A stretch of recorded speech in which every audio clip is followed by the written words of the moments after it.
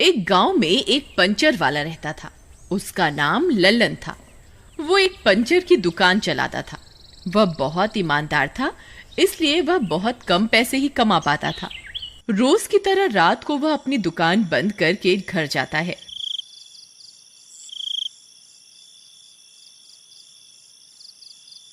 अरे भगवान कहाँ हो? लो आज की कमाई ले लो और अलमारी में रख दो। तभी उसकी पत्नी वहां आती है और उससे पैसे ले लेती है। अजी, ये क्या? ये तो सिर्फ 200 रुपए ही है। इससे क्या होगा? ये तो बहुत कम है। मुझे लगता है कि आपके बस की अब कुछ नहीं है। पड़ोस के हीरा को देखो, दूध में पानी मिला मिला कर रोज की 1000 रुपए कमाता है, और एक आप हैं जो ईमानदारी की मूरत बने हुए हैं। अजी, आपको कुछ ना कुछ तो करना होगा। मैं इतने कम पैसों में घर नहीं चला सकती। देखो भगवान, मैं अपने काम में बेईमानी नहीं कर सकता। मैं जितने पैसे कमा के लाऊंगा, तुम्हें उतने में ही गुजारा करना होगा। अजी, अगर ऐसा है तो आप अपने पैसे अपने पास ही रख लो। मैं तो चली अपने मायके। अच्छा, तुम गुस्सा मत हो, मैं कोई ना कोई तरकीब निकालता हूँ। फिर अगले दिन सुबह होने पर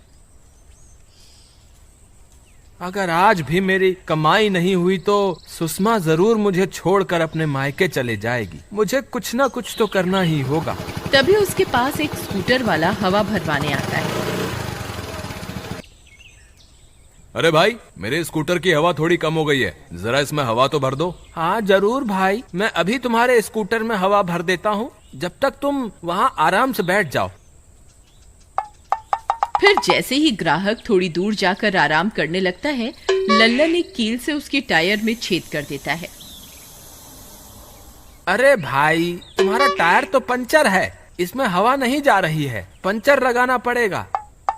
भाई, जब सुबह घर से निकला था तो थोड़ी सी ही हवा कम थी।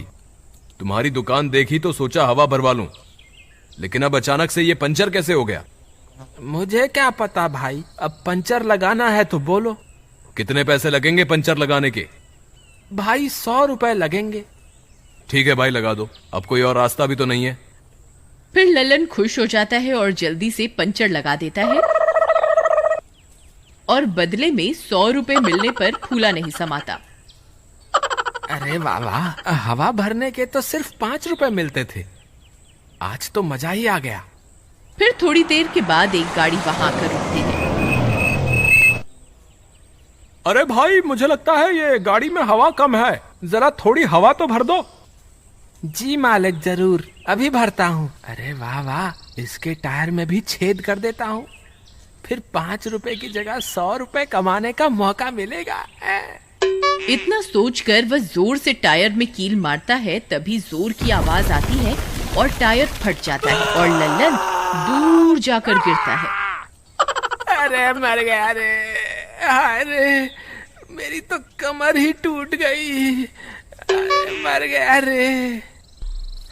क्यों रे, मेरी गाड़ी का टायर कैसे फट गया है? तू क्या कर रहा था मेरी गाड़ी के टायर के साथ? कुछ नहीं मालिक, मैं तो सिर्फ देख रहा था कि पंचर तो नहीं है। पंचर देख रहा था या पंचर कर रहा था? जल्दी बता। अरे कील तेरे हाथ में क्या कर रही है? इसी कील से टायर पंचर कर रहा था ना? है? भाई मुझे माफ कर दो, मैं फ्री में तुम्हारा टायर बदल देता हूँ। आज तो बुरा फंस गया यार।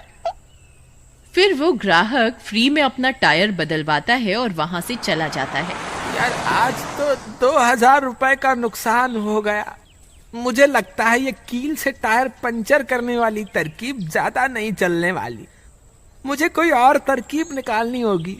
फिर रात होने पर वह अपनी दुकान के आगे कील बिछा देता है, ताकि सुबह जो भी गाड़ी वहां से गुजरे उसका टायर खुद ब खुद पंचर हो जाए।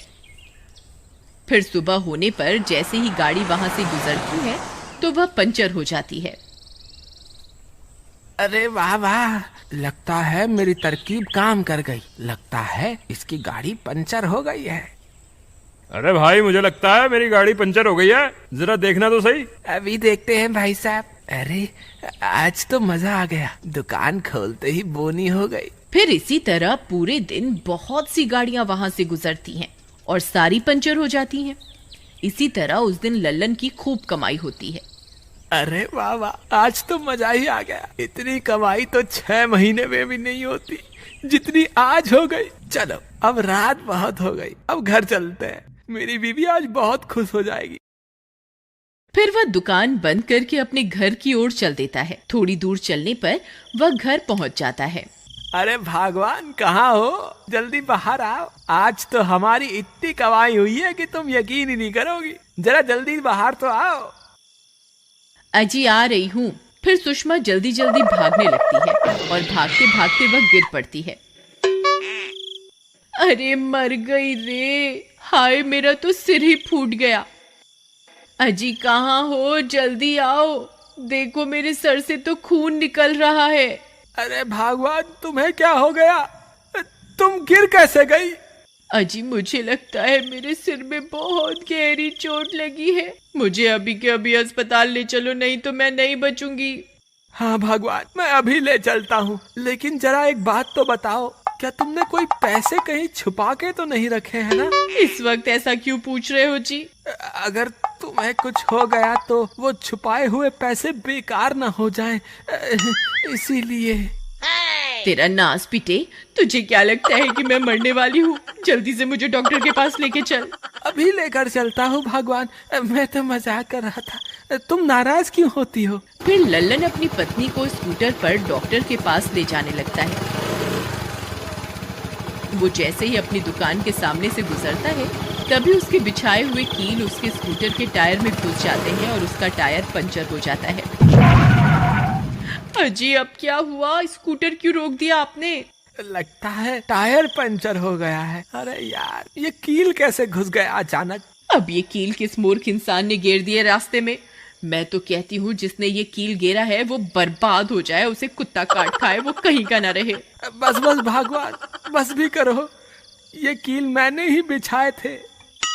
अजी मैंने क्या बोल दिया? हे भगवान, मैंने अभी जो भी कहा है कृपा करके उसे अनसुना कर देना। अजी लेकिन आपने कील क्यों बिछाए हुए हैं रास्ते पे? मूर्ख औरत, इतनी जल्दी भूल गई। तूने ही तो कहा था ज्यादा मुनाफा कमा के लाओ, उसी वजह से मैंने ये सारे कील बिछाए हुए हैं। अजी वो देखो, वो सामने किसी की रेडी खड़ी हुई है। आप मुझे उसी पर डॉक्टर के पास ले चलिए। फिर लल्लन सुषमा को उस रेडी पर बिठाता है और किसी तरह से थोड़ी देर बाद डॉक्टर की दुकान पर पहुंचता है। डॉक्टर सुषमा की जांच करता है। देखो भाई, इनका खून बहुत बह गया है, हमें और खून चढ़ाना होगा। डॉक्टर साहब, आपको जितना खून निकालना है आप मेरे पति का निकाल लीजिए, बस किसी तरह मेरी जान बचा लीजिए। नहीं नहीं, आपके पति पहले ही इतने कमजोर हैं, हम कमजोर आदमी का खून नहीं ले सकते। मुझे ब्लड बैंक से खून मंगवाना होगा। ठीक है डॉक्टर साहब, आपको जैसा अच्छा लगे आप कीजिए, बस मुझे बचा लीजिए। फिर डॉक्टर फोन करके पास के ब्लड बैंक से खून मंगवाता है। फिर एक व्यक्ति उसी रास्ते से खून पहुंचाने के लिए आ रहा होता है, तभी कील की वजह से उसका टायर भी फट जाता है और वह गिर जाता है और सारा खून सड़क पर गिर जाता है। उधर दूसरी तरफ खून ना मिलने की वजह से सुषमा की तबीयत बिगड़ती जाती है।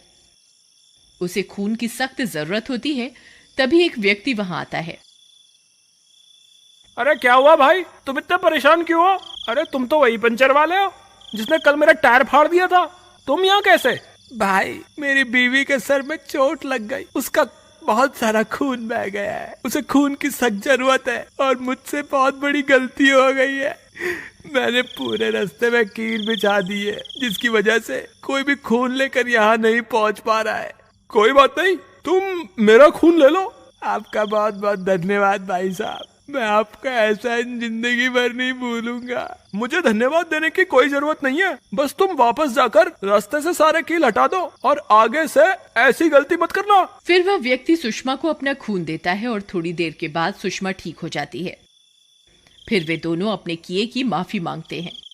भाई साहब, हम दोनों को अपनी गलती का एहसास हो गया है, हम अभी जाके रास्ते से सारी कीलों को हटा देते हैं।